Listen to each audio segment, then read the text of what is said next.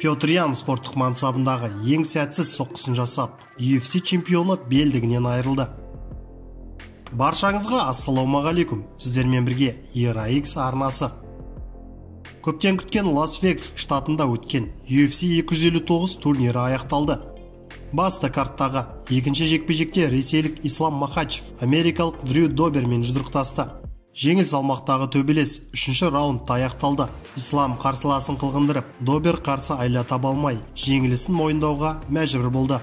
Бұл Ислам Махачев үшін өзінің кәсіби мансабындағы 19-ші жеңісі болды. Ал UFC-дегі рекорды 8-1. Дрю Добердің рекорды қазір 23 жеңіс пен 9 жеңілістен тұрады. Соның ішінде UFC-де 9 жеңіс пен 6 жеңілісі бар. UFC 259 турнирінің басты картында жеңіл салмақтағы чемпион ресейлік файтер Петр Ян америкалық Альджемейн Стерлингпен кездесті. Бұл кездесуде Петр Ян өзінің чемпиондық белбеуін қорғады. Алғашқы раундта Стерлинг Петр Яннан басымдырақ болды. Альджемейн көптеген әдеттен тыс шабуылдар жасады, және бұл шабуылдар Петр Ян үшін өте қиын болды.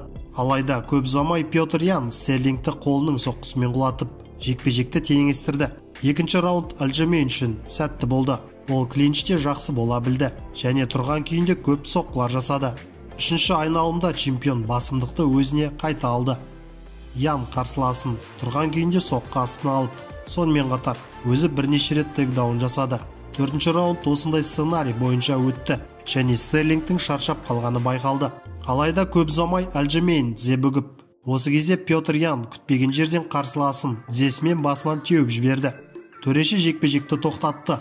Стерлинг ұзақ уақыт бойы қалпына келуге тырысты, бірақ жекпе-жекті жалғастыра алмады. Осылайша Ян жекпе-жектен шеттетіліп, жеңіс Стерлингке берілді. Аталмыш турнир кешінің басты жекпе-жегінде нигериялық Исраэль Адесanya мен польшалық Ян Блахович кездесті. Орта салмақтағы UFC чемпионы Адесanya бұл кездесуде Блаховичтің жартылай ауыр салмақтағы чемпиондық белбеуіне таласты. Алайда бұл ұмтылысы сәтсіз аяқталды. Жауынгерлер бірінші раундта өте мұқият өткізді. Мүмкін Адесanya сәл жақсырақ көрінді. Екінші және үшінші раундтар тең тартыста өтті. Әр спортшының жақсы сәттері болды. Блаховичтің қолымен жасаған соққылары жақсы әрі нәтижелі болса, ал Адесанyaның аяқ соққылары жақсы өтіп отырды. Төртінші және бесінші раундтарда Блаховичтің тейкдаун әдістері нәтижелі орындалып отырды. Жалпы алсақ, 5 раунд бойы Блахович басымдылық танытты. Осылайша бұл жекпе-жекте польшалық файтер жеңіске жетті. Айта кетейік, Блахович жартылай ауыр салмақтағы UFC чемпионы атағын алғашқы рет қорғады. Бұл белбеуді ол былтыр қыркүйек айында жеңіп алған болатын. Осылайша ол мансабындағы 28-ші жеңісіне қол жеткізді.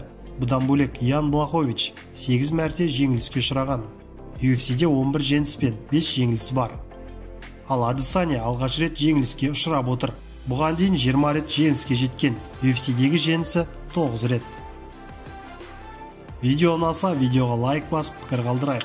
Сіздермен бірге болған ERA-X арнасы.